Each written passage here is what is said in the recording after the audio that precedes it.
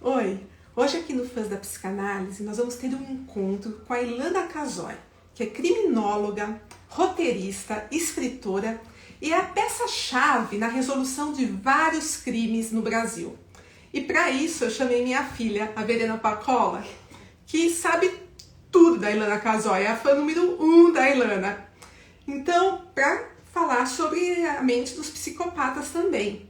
Ilana, Verena. Enquanto eu chamo a Ilana, apresenta para os nossos seguidores. Oi, gente, eu sou a Verena e eu tô muito feliz de estar conversando com a Ilana porque os livros dela são os meus preferidos no mundo.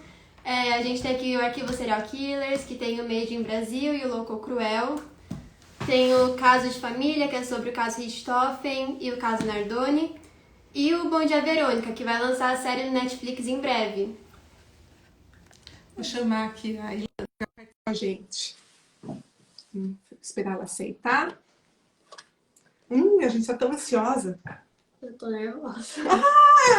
Oi! Ei, Que oi, prazer estar com você, Ilana. Que prazer é bom todo te meu. receber no Fãs da Psicanálise.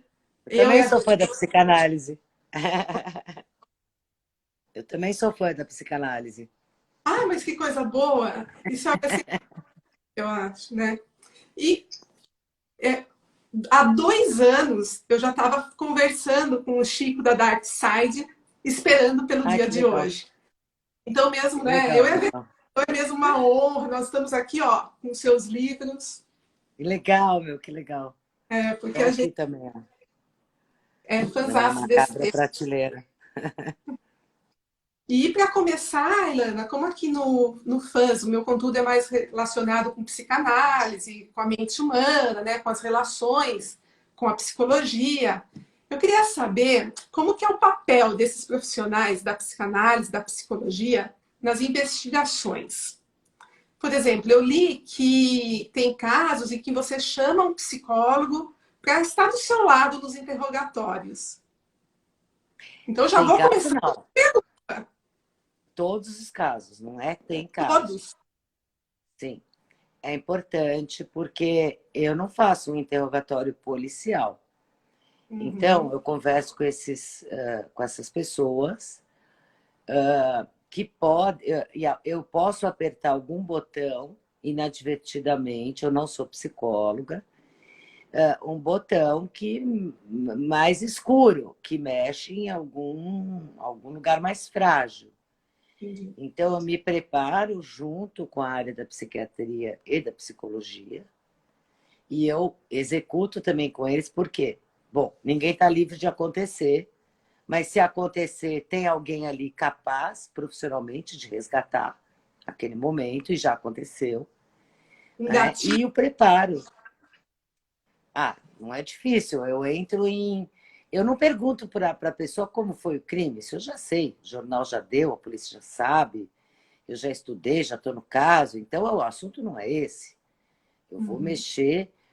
Eu sou boa de escutar, eu escuto bem uma história, né? Então, eu escuto. E muitas vezes esses indivíduos jamais foram escutados. É a primeira surpresa. E o escutar sem julgar. Eu não sou juiz e não estou num julgamento, eu estou numa pesquisa, estou numa investigação. E eu não sou polícia também. Então, ouvir aquela pessoa, ouvir sobre coisas que provavelmente ela jamais foi perguntada, ou que não interessou para ninguém, é também um trabalho de risco. E ninguém aprende tudo num curso rápido, né? Eu não sou psicóloga e nem pretendi ser. Como eu não sou advogada e não pretendo, como eu não sou psiquiatra, enfim, a gente se ampara dos profissionais. Claro que a vida, o estudo traz conhecimento sobre o assunto, e isso me ajuda muito a dialogar com esses profissionais e a montar boas estratégias. Então, por exemplo, quando eu entrei para o caso do Francisco das Chagas, lá no começo, que é um matador de 42 crianças, mais 3 sobreviventes, que lá no Maranhão, eu trabalhei muito com a Maria Adelaide Caires, psicóloga forense, que tem livro publicado, que me acompanhou. No caso do André Barbosa, ela também trabalhou comigo, ganhamos uma medalha do governo do Pará pela contribuição, né? Então, a psicologia também foi honrada aí. No caso do maníaco de Guarulhos, ele é um misógino, ele odeia a mulher. E por uma coisa do destino, só um delegado homem tinha interrogado ele, o resto tudo foi mulher. Ele não ia falar. Ele não gosta de mulher, você acha que ele vai falar? Como que ele vai falar com você, né? Não, comigo e com nenhuma delegada. Ele foi jocoso e desprezou todas, mas compreensível para um homem que me diz que matou 25 mulheres. Então, eu tenho também uma humildade. Lógico que ele não ia falar, pode ser a melhor técnica do mundo, temos um problema base, ele odeia mulher. Então, eu montei uma estratégia de interrogatório com ele, de entrevista, né, vou chamar assim, e eu chamei o Antônio de Pada Serafim, meu amigo, psicólogo forense também, e aí a gente montou um esquete, vou tentar explicar desse jeito, que quando a gente entrou na sala, tinha uma cadeira, era na penitenciária, tinha uma cadeira de espaldar mais alto, e é o Antônio que sentou no lugar de macho principal. Eu e a Adelaide sentamos do lado. Macho, né? E o Leandro sentou à nossa frente. E a primeira coisa que a gente tinha combinado e foi feita é que eu ofereci submissamente um copo d'água para o Antônio e fui buscar. Me coloquei num papel secundário ali na sala. E combinado também, quando eu fui buscar esse copo d'água, o Antônio trocou um olhar com o Leandro, previsto por nós, de tipo, mulher é para isso mesmo, ela está aqui para me secretariar. E lógico que por baixo da mesa trocava-se outro código nos pontapés, né? E quem conduziu toda a entrevista foi o Antônio, com várias anotações vindas minhas, da Adelaide, para abastecer o Antônio. E aí o Antônio foi conduzindo, porque ele não ia falar comigo. E falou tudo com o Antônio, né? Que ele imediatamente respeitou. Então, são técnicas assim, que você não cria sozinha e você não faz sozinha. Você se ampara, mesmo quando é na perícia ou em qualquer outra área, você se ampara dos profissionais certos. Uhum. Ilana, estou muito feliz de estar conversando com você, eu sou muito sua fã. E então, antes de fazer a minha primeira pergunta, eu queria mandar um beijo da minha avó Rochelle, que está mandando um monte de emoji aí no chat. Beijo. Eu nem estou prestando atenção em quem está entrando. Gente, se eu não dei oi para alguém, desculpa. Estava concentrada na resposta. Um dos seus trabalhos é traçar o perfil criminal, né? E eu já vi muitas séries sobre isso, tipo Criminal Minds, Mindhunter, mas eu queria saber como que é na realidade. Então, se eu te desse um exemplo famoso, tipo o BTK que ficou anos à solta, né, sem ser pego. Qual seria a primeira coisa que você olharia, por exemplo, na cena de crime, nos relatórios da polícia, para achar esse assassino? Bom, é difícil, eu conheço bastante caso. Eu fiz um curso com o cara que prendeu ele. Foi incrível. Fiz um curso nos Estados Unidos. As duas assim.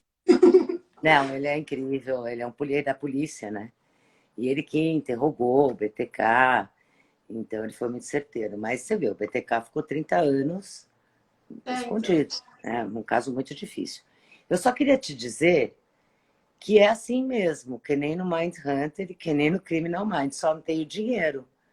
Entendeu? Mas, em tese, é claro que na ficção, um resultado de DNA sai em 2 horas. É claro que eles inventam alguns exames periciais que não existem na prática. Mas o conceito de como se trabalha é assim mesmo, né? Não é tão ficção assim. O Michael Douglas, desculpa, o John Douglas, o Mindhunter original, eu li o livro dele em inglês quando ele lançou, em 96. Demorou 20 anos para chegar no Brasil. Eu vi você falando. E foi uma inspiração sua, que era o livro de cabeceira que você tinha? Claro, porque eu aprendi muito com o livro dele, com os casos que depois eu fui então pesquisar. Só que ele demorou 20 anos para ser traduzido para o português.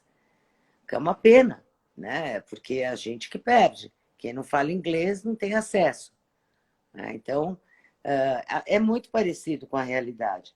Agora, é difícil eu inferir num caso que já está resolvido, que demorou tanto. O que eu posso te contar é que, às vezes, uma má inferência de perfil pode atrapalhar muito um caso.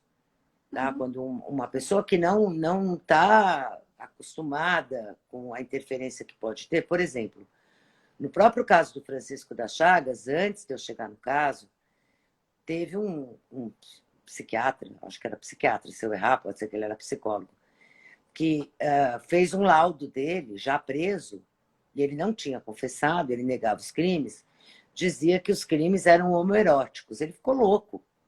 Eu não falo com mais ninguém, vocês não sabem nada. Se sentiu extremamente ofendido. Né? Atrapalhou muito para resgatar uma credibilidade para poder entrevistá-lo propriamente. Outro caso que foi complicado, que eu até cheguei cedo no caso, a primeira foi do monstro da Ceasa lá em Belém. Eu cheguei no caso em março, a primeira morte foi em dezembro, a segunda em janeiro, a terceira em março. Quando eu cheguei, tinham quase 30 suspeitos, todos homossexuais, porque a criança era encontrada sem short. E, em tese, numa situação que você diria que elas foram abusadas. Na verdade, elas foram, mas foi pós-mortem, né? Depois se descobriu, conversando com o próprio assassino. E aí, quando eu cheguei, tinha quase 30 suspeitos, todos homossexuais. E, pelo perfil, ele não era homossexual. Porque o sexo ali era uma agressão. Diferente. Né? Então, você vê como é que é importante, não é só acertar, também é importante não errar. Você atrasa muito uma investigação.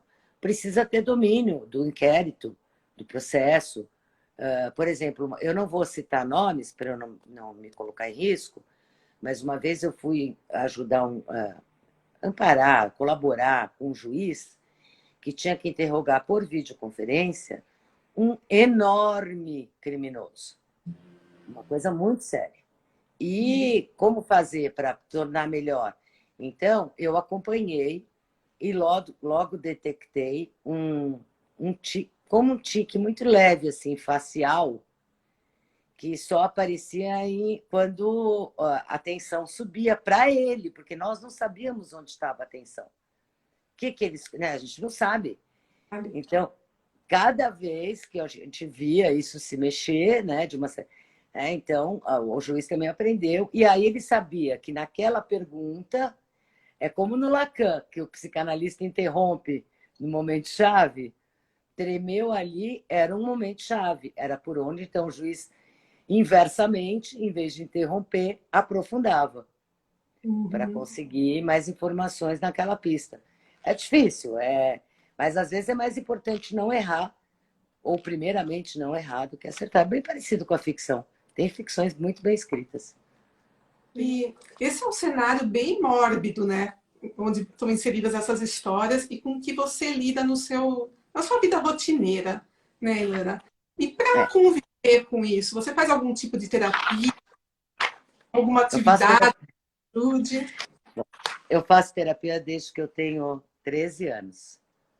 Qual terapia? Então, todas eu fiz. A primeira foi psicodrama, foi muito legal participar, foi um adolescente ainda, foi uma coisa muito bacana. E depois eu fui mudando, acho que eu fui experimentando um pouco de tudo. Importante, né? O caminhar da psicanálise, da psicologia para a gente. Você vai esgotando, você vai trocando, mas hoje eu tenho o mesmo analista, psicanalista, ou como você quiser chamar, já há, sei lá, quase 20 anos. Eu brinco que agora ele está famoso e me aguenta todo esse tempo, que é o Christian Dunker, que eu amo. E ele cuida super bem de mim. Eu trago sempre histórias, né? Vocês imaginam como é que é quando eu estou entrevistando, principalmente, são histórias pesadas. O que me ajudou mais, eu acho, que o Christian pegou talvez a época mais barra pesada, né, minha, que eu já tinha um contato muito intenso com esse mundo tão sombrio. Eu não posso aprender a não entrar no buraco, né? Porque se eu não entrar, não sai nada escrito, não consigo trabalhar. mesmo, Ilana? Você faz essa prática de visualização na terapia? Cara, é assim, eu precisei muito rapidamente, com treino, entender como é que sai e não Entendi. como é que entra. Aí. Porque eu tenho que entrar espontaneamente, naturalmente. Não posso ter Uhum, regras para entrar. Não é esse o meu trabalho. Eu uhum. preciso sentir, eu preciso chorar e eu preciso deprimir. Não é possível que você escuta tudo isso e tira o Claro. avental, seu jaleco, e né, nem eu nem uso jaleco, que já me dá totalmente outra liberdade. Então, eu acho que mais foi aprender a como levantar. Tem entrevistas que já me deixaram de cama, literalmente de cama, para eu conseguir me curar. Ana, tem um nome para esse sentimento que te deixa de cara? Cara, não sei, é um misto, é uma impotência, é uma tristeza.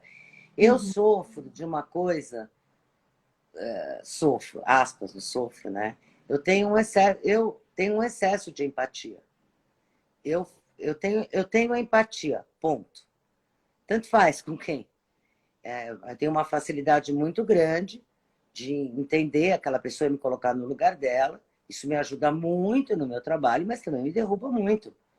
Porque para mim não tem um isolamento entre eu e o outro.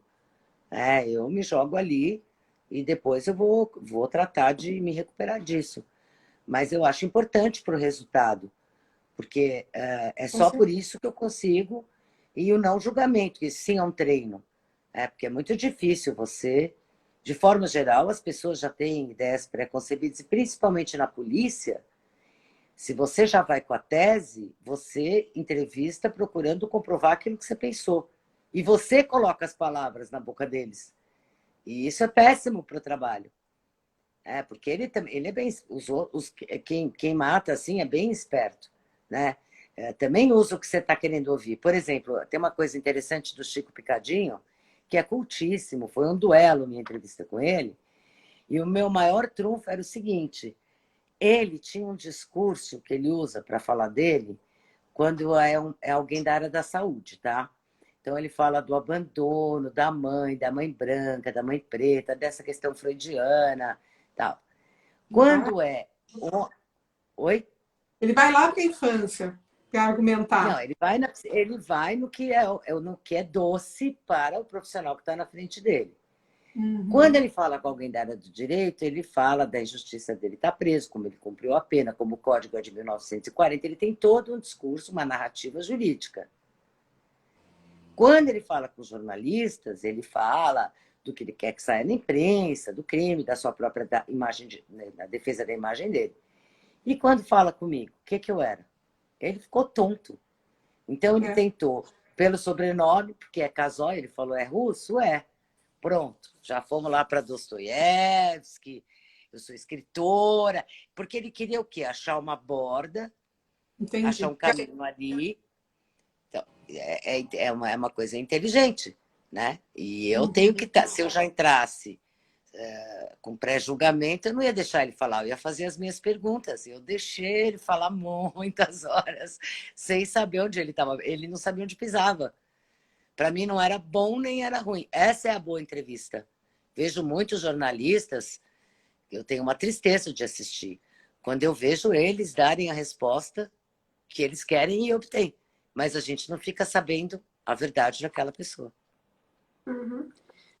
Ilana, falando agora do caso Richthofen, a gente tá muito ansiosa para assistir os dois filmes, A Menina que Matou os Pais e O Menino que Matou Meus Pais.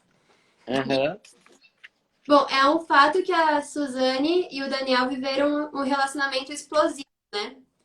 Eu queria saber de você, assim, lógico que a gente não tem bola de cristal, mas se você acha que teria uma chance maior dos pais dela estarem vivos se eles nunca tivessem se conhecido. E, além disso, se você acha que a mãe da Suzane, que era uma psiquiatra muito renomada, deixou escapar algum sinal na filha, né? Que ela era manipuladora e tudo mais. Bom, você roubou de mim a bola de cristal. O Edu, que trabalha comigo, aliás, agradeço ele falou com vocês, tudo. O Edu, ele sempre fala, fica mocinha, se comporta. Essa sua resposta da bola de cristal é péssima, porque eu sempre falo, peraí, vou Willa, consultar. Coloquei Hã? ele mesmo, o Edu. Um abração para ele, aliás. Então. E ele fala para mim, mocinha, porque assim, essa é uma resposta minha que eu falo, peraí que eu vou lá pegar minha bola de cristal, ou peraí que ela está no concerto, eu não posso responder hoje. Mas tentando, assim, o que eu posso te falar? Tem gente que sozinha é uma coisa e em par ou em grupo é outra. Tá? Isso a gente sabe, a psicologia sabe, o estudo do comportamento. Tem coisas que a gente faz em grupo que a gente jamais faria sozinho. E que a gente faz em par, seja casal, seja amigo, que a gente também não faria sozinho. Então, eu acho que Daniel e Suzane juntos deu muito errado. Não sei o que seria se não tivessem se conhecido. Se daria o mesmo resultado. Por exemplo, ela com outro daria o mesmo resultado? Era ela esse gatilho? Ou ele com outra?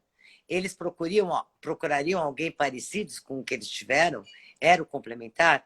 Eu não tenho como dizer.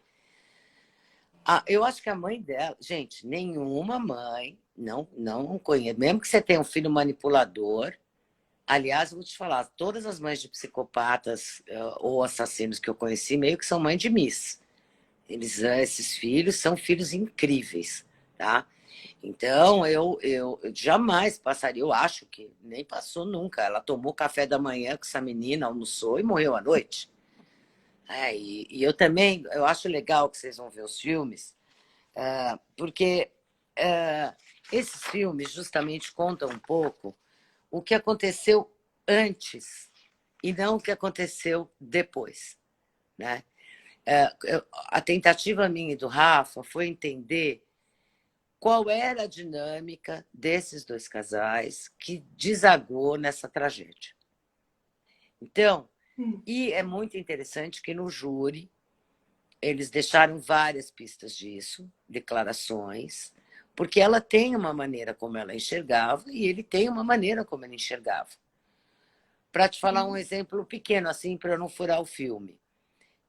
Na versão em que ela conta, que é o menino que matou meus pais, ela é uma menina. E na versão que ele conta, que é a menina que matou os pais, ela é uma mulher.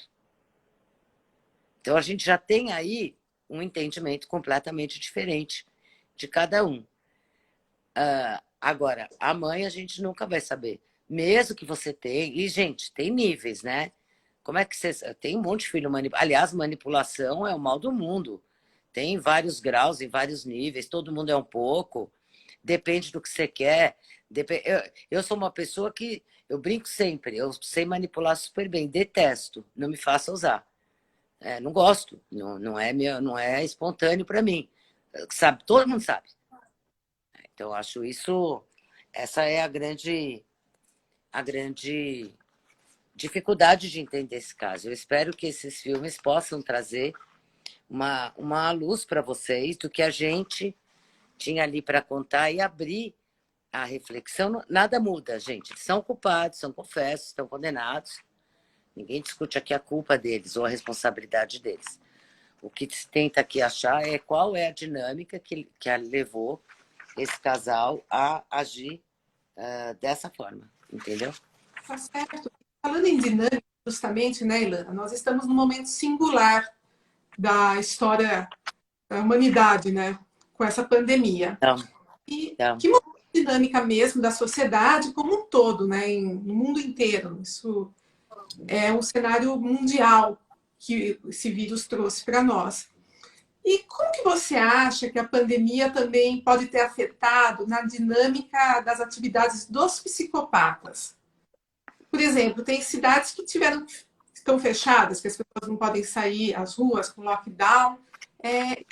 Como que esses assassinos eles fizeram para saciar os impulsos que eles têm, né? Porque não são tantas pessoas mais que estão na rua, são menos vítimas de potencial. Dos serial killers, principalmente, né? Porque é uma... É o quê? Eles têm um impulso, né, de matar os serial killers, pelo que eu entendo. E tem que... E daí a gente queria entender o que mudou, como que eles estão, como eles devem estar, não sei. Então, primeiro, eles não moram em Marte. Eles não Sim. são outra espécie, eles são seres humanos. A gente também ainda não se entendeu com a pandemia, nem eles. Ninguém, todo mundo mudou a dinâmica e não tem ainda uma nova realidade para todos. Eles estão englobados nesse todo. A gente está se adaptando, né? Eles também vão se adaptar. Eu não sei em qual ritmo, mas eles vão se adaptar. Os assassinos e abusadores de criança, abusadores de criança hoje é mais difícil, mas os assassinos em série que agem na captação de vítima pela internet, hoje está até facilitado. É verdade. Provavelmente eles vão deixar tudo no gatilho, bala na agulha, né? E assim que abrir, estamos aí, já sabe, já escolheu, teve tempo aí suficiente. E as pessoas realmente se abrem muito nas redes sociais, eu me preocupo. Eu não estou falando só de assassino em série, não, gente. Estelionatário, inimigo. Precisa ter um pouco de bom senso aí, porque qualquer um acessa e qualquer um tem todos os seus dados. Então, agora, eu acho que não muda nada para eles. Essa coisa do impulso que você menciona, a diferença entre nós e eles não é a fantasia. Né? Fantasiar não é crime ainda. Pode fantasiar aí que você vai matar seus 12 vizinhos do seu prédio. É o controle sobre essa situação, ainda que durante algum tempo. Você pega um BTK, que você me citou, ele se controlou muito tempo. Por que não? Tornou para ele o jogo mais interessante. Não, você não consegue adivinhar aquela cabeça como anda. Ele pode estar se divertindo, fazendo uma seleção de vítimas muito mais sofisticada. Isso é suficiente por um bom tempo. Não dá para saber. Uhum. Ilana, e ainda falando sobre serial killers, essas coisas, a gente tem exemplo, por exemplo, do Maníaco do Parque, do Ted Bundy, que após presos e condenados, eles receberam milhares de cartas diariamente, né? De fãs, de pessoas Uhum, querendo casar com eles. E uhum. entendeu que faz uma pessoa romantizar tanto assim uma pessoa que tem atos tão cruéis, né? Eu não acho que é uma. Eu acho que, num outro grau, vou tomar cuidado como eu vou expor, me ajudem. Tá. Eu acho que o ser humano, de forma geral, numa relação a dois, tem por base o problema de idealização do outro. É muito comum uma construção, o desejo de um indivíduo ideal e a construção, você nunca não deixar derrubar essa construção que você fez no primeiro, no segundo, no terceiro encontro, né, no mês de namoro, não é? Você fica cuidando dessa idealização para que nada destrua aquele ser perfeito que você encontrou. Quando o cara está preso, é bem fácil fazer isso. Por quê? Você está no controle de tudo. Você fala quando você quer, escreve quando você quer, né? Principalmente as mulheres de pessoas presas. É o sonho de muita mulher. Escolhe até o que o cara come, porque se ela não levar a comida, né? Ela escolhe até qual iogurte que ela vai levar ali, qual roupa ele vai vestir. Então, tem uma questão de Sobre controle. ele, né? Aí é o Como? controle que ela atua sobre ele, né? E quando você vê alguém, né? Por exemplo, eu mesma, eu luto muito, porque tem gente que é apaixonada ou odeia a personagem que fez de mim. Oi, eu não sou, né? Nem sou perfeita. Tem gente que brinca, quero crescer, ser como você. Não sei se você quer. Você quer ser aquilo que você acha que eu sou. E essas Aí, mulheres não, são mesmo. cria-se Sei. ilusão da imagem, que não é a realidade propriamente dita. Um E a personagem, né? realidade é. E eles também viram personagens, porque assim, você tem aí o carisma deles, o próprio carisma, o impacto do que eles fizeram, uma certa admiração pelo negativo que a gente tem, né? Porque eles têm uma coragem que a gente, de cruzar essa linha que a gente não tem. É um pouco como pai, sabe criança levada que o pai tem um orgulho quando dá bronca? Meio que isso, né? Tem um pouquinho disso. Então, eu acho que as pessoas, obviamente, não estão apaixonadas pelo indivíduo mesmo. Tanto é que, na época, teve uma época que o Maníaco do Parque, ele casou, né? Vocês estão alertadas, né? Que ele casou.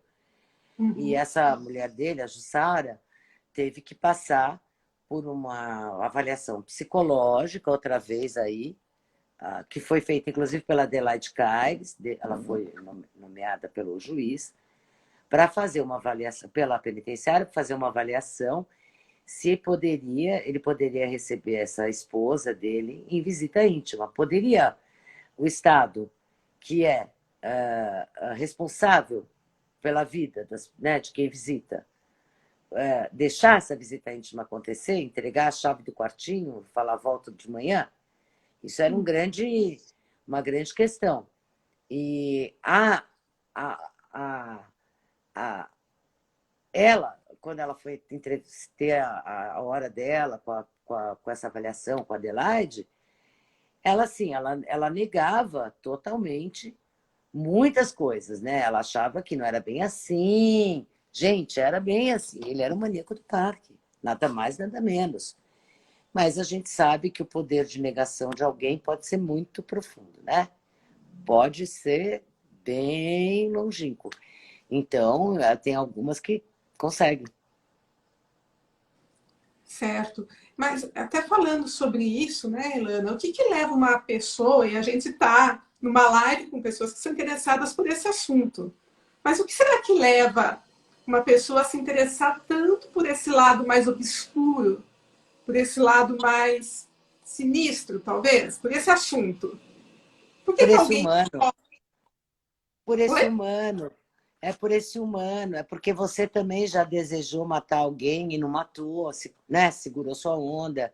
É porque você já fantasiou botar caco de vidro na comida do seu vizinho que não para de te encher o saco. Né? A gente tem esse lado, a gente tem uma educação muito judaico-cristã, muito complicado, o pecado, o inferno, a desgraça. E aí você vê é curioso mesmo, gente. Uhum. Desculpa, eu não estou de acordo, não passo mão em cabelo, mas assim, vamos lá. São mentes muito diferentes e a gente tem essa curiosidade científica de entender, a curiosidade de prevenção, a curiosidade de políticas públicas que possam fazer alguma diferença e fazem, porque biologicamente só não explica. Trauma também não explica sozinho. Miséria também sozinha não explica. Você tem aí uma conjunção de fatores para essa distorção tão violenta, né? Ela não cai do céu. Eu não acredito que ninguém nasce psicopata. Você nasce com uma condição que pode ser usada de um jeito ou de outro. Que eu sempre falo isso. Os graus de psicopatia são necessários. Você não quer ser atendido na chefia de uma UTI, de um serviço de emergência de um hospital, você chegar com 12 facadas e o médico começar a chorar, quer? Claro que não. Então, vai atrapalhar, entendeu? Para subir o BOPE, subir um morro armado num confronto, quero falar dos que dão certo, né? No sentido de que não tem um inocente mortal. Vocês acham que eles não têm medo? Mas é um outro tipo, é um outro controle, é uma outra capacidade. Agora, qual é a diferença? A diferença é como isso foi canalizado. O próprio Adrian Rain, que é maravilhoso, um psiquiatra incrível, não sei se vocês conhecem o trabalho dele, ele estuda biologicamente, É da ele violência. mostra a tomografia dele, do cérebro. Ele fala, por que eu não fui? O meu funcionamento cerebral é igual de um criminoso violento. Aí ele mesmo responde, eu tive uma ótima estrutura familiar, eu tive apoio, então foi diferente. Isso ficou canalizado por uma outra coisa. Então, eu acho que essas diferenças são importantes e acho que a gente tem uma curiosidade mesmo, mas eu tenho um lamento profundamente, não só nesse assunto, como em todos que eu vejo, até em relação ao coronavírus, como as pessoas querem uma solução rápida e simples. Lamento, gente, não tem. Esse remédio vai acabar com a mágica. Não vai ter essa solução mágica, nem para o coronavírus, para o Covid-19, nem para a questão da violência. Vai ter que trabalhar em várias frentes, vai ter que trabalhar multidisciplinarmente, né? É isso. Não vai dar para ser... não tem um remédio. Separados ao nascer, não vai existir. Nós vamos ficar sem CEO, nós vamos ficar sem chefia de medicina de emergência, nós vamos ficar sem bombeiro, nós vamos ficar sem polícia, nós vamos ficar sem um monte de profissionais que precisam ter algum grau. E é raríssimo, vamos combinar? Ficou banalizado o termo psicopata, mas é bem raro, vocês sabem disso e eu sei disso, precisava ser divulgado. Nós temos aí menos de 1% da população mundial que se encaixa numa psicopatia mais grave. São os psicopatas funcionais, né? Que eu conheço de uns livros sobre isso. Eles funcionam usando a frieza para, por exemplo, profissionalmente, alguma coisa assim. Mas, enfim, eu queria saber se em algum interrogatório seu você já sentiu empatia pela pessoa que você estava entrevistando, né? Pelo assassino. E como Todas. foi perceber que você tinha esse sentimento por essa pessoa? Foi estranho, mas tive por todas. Eu me lembro do Chico Picadinho, ele fala muito com as mãos, assim. Aí eu pensava, gente, essa mão é a mão que picou a mulher e eu tô aqui conversando com ele. Mas daí eu tô aqui conversando com ele, porque ele não é só o crime que ele cometeu, ele é uma pessoa. Eu não posso, não quero e não devo recortar o crime como sendo o universo inteiro dele, né? Então eu tô conversando ali com uma pessoa que quando a gente vê pela TV, você só vê o crime, né? Então o crime fica o todo. Chico Picadinho, crime. Pedrinho Matador, o crime. Suzane von Richthofen, o crime. Nardoni, o crime. Só que atrás do crime tem uma pessoa morando ali. Ela não é só a notícia da televisão. Né? Então ela tem outros lados. Tem mães, tem filhos, pais, irmãos, famílias, tem sonhos, tem frustrações, tem decepções, tem torturas, tem abusos, tem sofrimentos naquela pessoa. Então, eu dou graças a Deus que eu tenho empatia, senão eu estava morta, porque eu sinto muito. Mas eles não são só o crime que eles cometeram. O crime é um momento, é um recorte, mas não é só, não se limita a isso. E justamente, quando você conversou com o assassino e conhecia seu trabalho, como que foi? Como que você lidou com isso? Você mudou a sua forma de abordagem? Não, primeiro que eu sempre me apresentei. Se não me conhecia, ficou conhecendo ali, né? Não, porque não... Alguns perguntaram quanto iam ganhar. Eu falei, nada.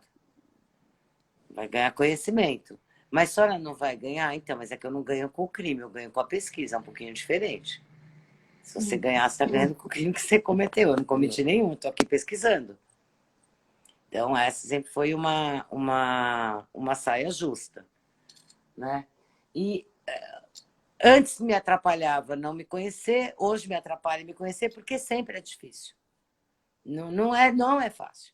Eu vejo muitos repórteres antigos, tradicionais, que se atrapalham nessa ideia. É difícil mesmo. Não é fácil, não. Lana, o que é mais difícil? Tem um momento assim que você fala... Tem vários. Por exemplo, o André Barbosa, eu fiquei 5 dias conversando com o André.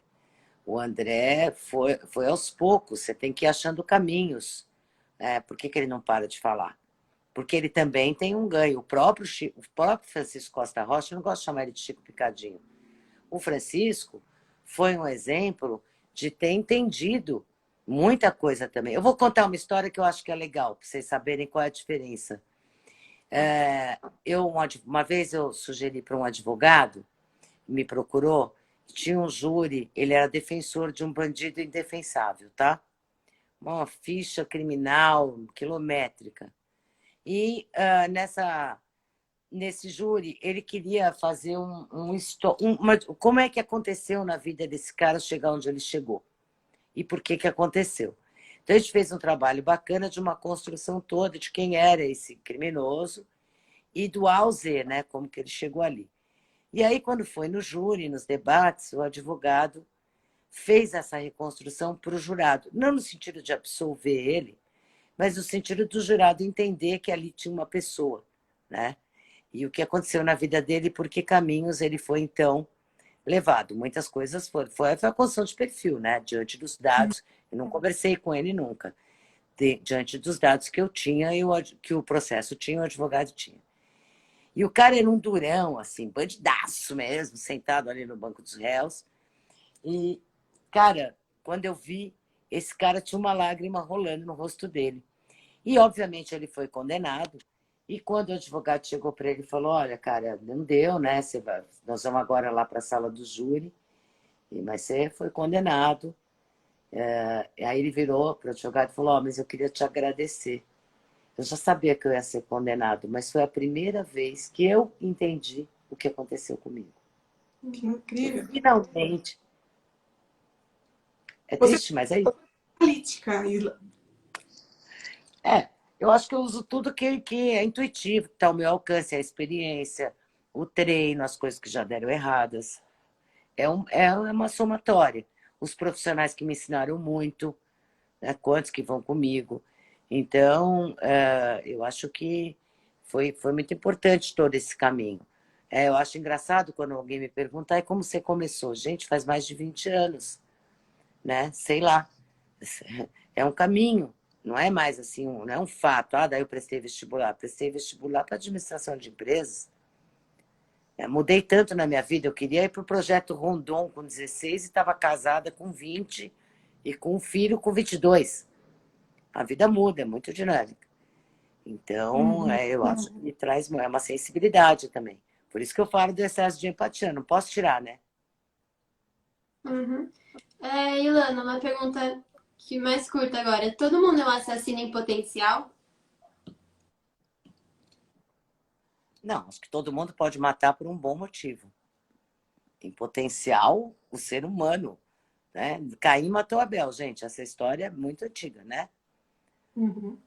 Os motivos do homicídio, não em série, né? Porque em série é mais simbólico, mas os motivos do homicídio são sempre os pecados capitais. Não muda também. Pensa lá. Não vai mudar. Então, todo mundo pode matar diante de certas circunstâncias. Mais graves ou menos, dependendo da pessoa, dependendo da violência que ela foi exposta, né? Também na vida, dependendo do meio social, dependendo das leis daquele lugar onde ela realmente está inserida, não só das leis penais. Eu morro de rir. Quando alguém fala, vamos aumentar a pena para assalto. Legal, vocês acham que eles se reúnem para discutir qual vai ser a pena se der errado? Não é isso que move.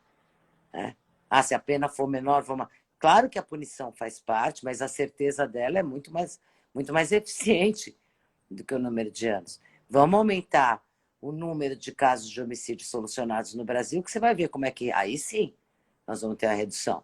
É que hoje você tem mais ou menos 12% dos homicídios resolvidos. Está bem fácil. Vai morar lá na Inglaterra, que é 95% esse índice. Você vai realmente... Estou falando de homicídio sem ser ou ligado à doença mental ou em série, que nós estamos numa outra categoria.